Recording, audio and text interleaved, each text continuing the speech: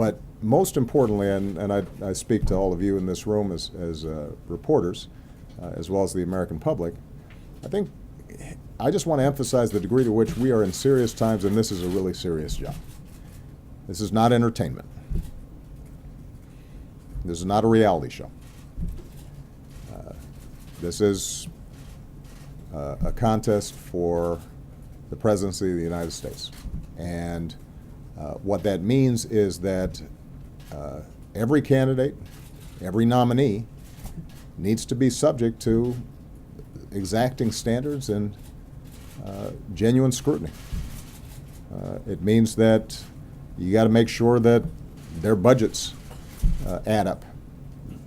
It means that if they say they've got an answer to a problem, that it is actually plausible and that they have details for how it would work.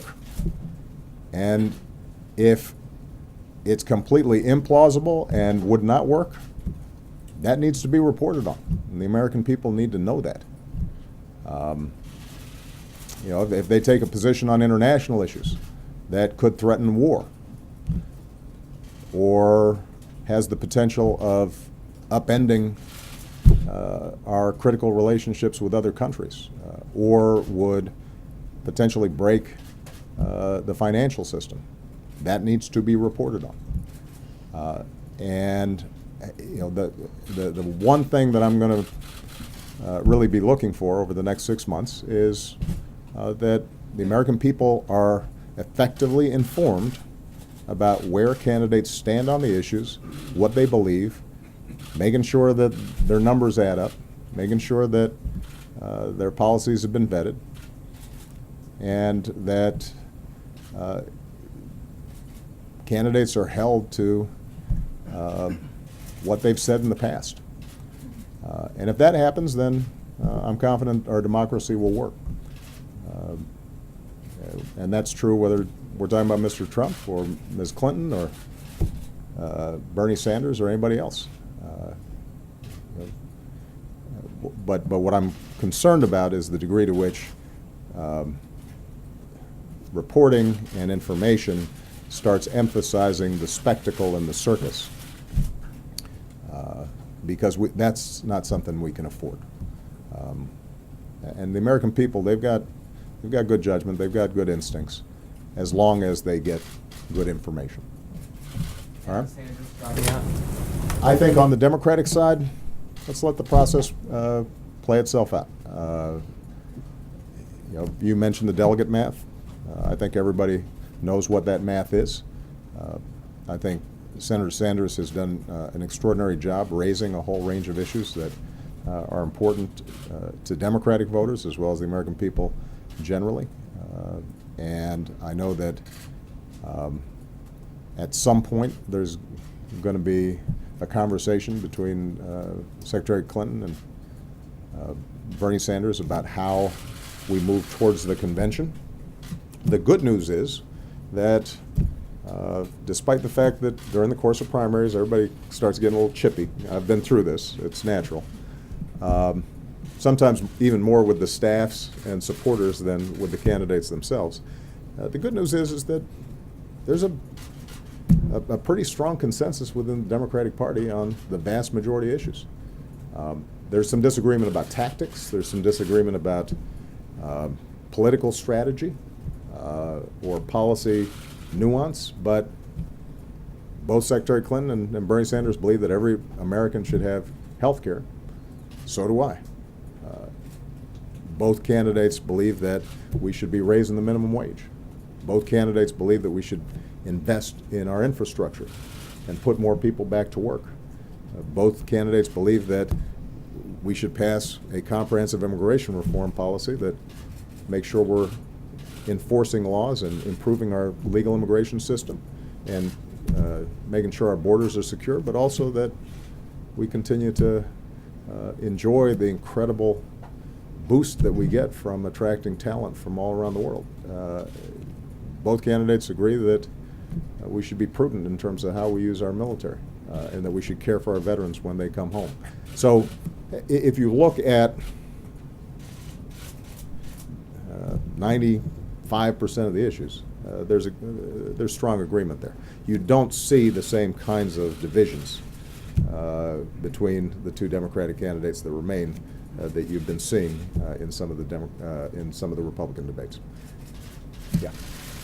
Mr. President, what did Speaker Ryan's comments tell you about the state of the Republican Party, and how would you advise your fellow Democrats who appear to have to now run against Donald Trump as to how they can win in November? Well, I think you have to ask Speaker Ryan what the implications of his comments are. There is no doubt that there is a debate that's taken place inside the Republican Party about who they are and what they represent. Their standard bearer at the moment is Donald Trump. And I think not just Republican officials, but more importantly, Republican voters are going to have to make a decision as to whether this is the guy who speaks for them and represents their values. I think Republican women, voters, are going to have to decide, is that the guy I feel comfortable with in representing me and what I care about. I think folks who historically have been concerned about making sure that budgets add up and that we are responsible stewards of government finances have to ask, does Mr. Trump's budgets work? Those are going to be questions that Republican voters, more than Republican officials, have to answer. And as far as Democrats, I think we run on what we're for, not just on what we're against. For the last 7.5 years, we've been pretty clear about what we believe will help working families who are struggling out there. And although it has been difficult to get through Republican Congresses to get those things done, the truth is that they continue to be prescriptions that would really help people. Making sure that families get paid sick leave and family leave and early childhood education. That would help families. Raising the minimum wage would help a lot of people. Rebuilding infrastructure would put back to work a whole bunch of guys in hard hats and gals in hard hats that need to work. And those are good jobs that can't be exported. Now's the time to do it. So I want Democrats to feel confident about the policy prescriptions we're putting forward. And the contrast, I think, will be pretty clear.